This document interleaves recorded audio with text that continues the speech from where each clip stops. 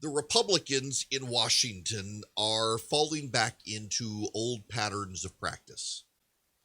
One of the reasons, there are many multifaceted reasons why Donald Trump came on the scene and essentially burned down the Republican Party as it was and remade it in his image. One of the reasons, guys like me who in 2016 didn't support the president but were sympathetic to those who did, was because the Republican Party itself had repeatedly made promises and betrayed its voters. How many Republicans in Congress told you all you got to do is give us the House and the Senate and we'll defund Obamacare? The moment Republicans gave them the House and the Senate, they said, well, we need the White House too. Well, then they got the White House and Obamacare is still the law of the land. Time and time again, Republicans in Congress make promises and break promises. Republicans in Congress say one thing, they do another.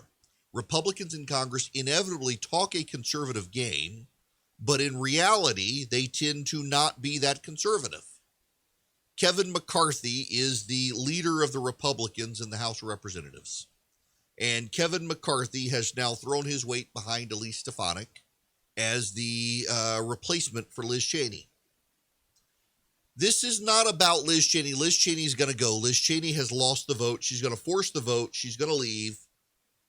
Liz Cheney will not be the number 3 in leadership after Wednesday when that vote happens. There are enough Republicans who are tired of Liz Cheney. And by the way, the reasons for being tired of Liz Cheney are not just her insistence that Republicans acknowledge the election wasn't stolen or denounce January 6th. Liz Cheney has also taken shots at a number of conservative members of the House conference.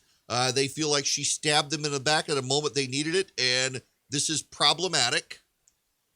So Liz Cheney is going to go. But Kevin McCarthy has now come out for Elise Stefanik, who's now saying, well, she's only going to do it the rest of this year. Don't worry. Trust her. She'll give up power. She wants the chairmanship of the Education Committee. Elise Stefanik is a very nice person. Elise Stefanik is very nice. She is a kind person. She is liked by many of her colleagues. She's also to the left of Liz Cheney on policy. Liz Cheney was a more reliable vote for Donald Trump's agenda than Elise Stefanik was. Yeah, let me say that to you again, because you wouldn't know that from the conversations people are having right now. Liz Cheney more regularly voted for Donald Trump's agenda than Elise Stefanik. You would not know that from the conversations people are having. And it appears it's a done deal. Donald Trump and Kevin McCarthy are rallying to Elise Stefanik. The question here is not, should Liz Cheney be replaced? She's going to be replaced. The question is who to replace her with. And this gets us back to the issue of Donald Trump, where the Republican leaders in Congress continually betrayed their conservative voters by putting in position of power progressives or people who were more moderate or liberal than the base was, who would then do things the base didn't want, like amnesty. Elise Stefanik not only voted against funding the border wall, she voted to rescind funding the border wall. She voted 6 times for government budgets without funding for the border wall, and she supported amnesty. She consistently supported weak immigration policies, liberal immigration policies. And now you're going to put her in charge of messaging for the House Republican Conference? She's just suddenly going to have a change of heart?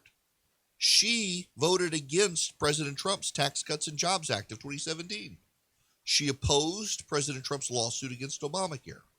She voted to override President Trump's ban on transgender troops. She voted for the Equality Act that literally punishes Christian faith-based organizations if they don't break their biblical sexual ethic vows. She voted for the Climate Action Now Act, which was the precursor to the Green New Deal and would have forced us back into the Paris Climate Accord. She voted to ban drilling in the Gulf of Mexico. She even voted with Democrats against a Republican measure opposing D.C.'s abortion law. She sided with the pro-abortion agenda. She's a very nice person. She's far more liberal than Liz Cheney on these issues. She's a New York congresswoman. You know, I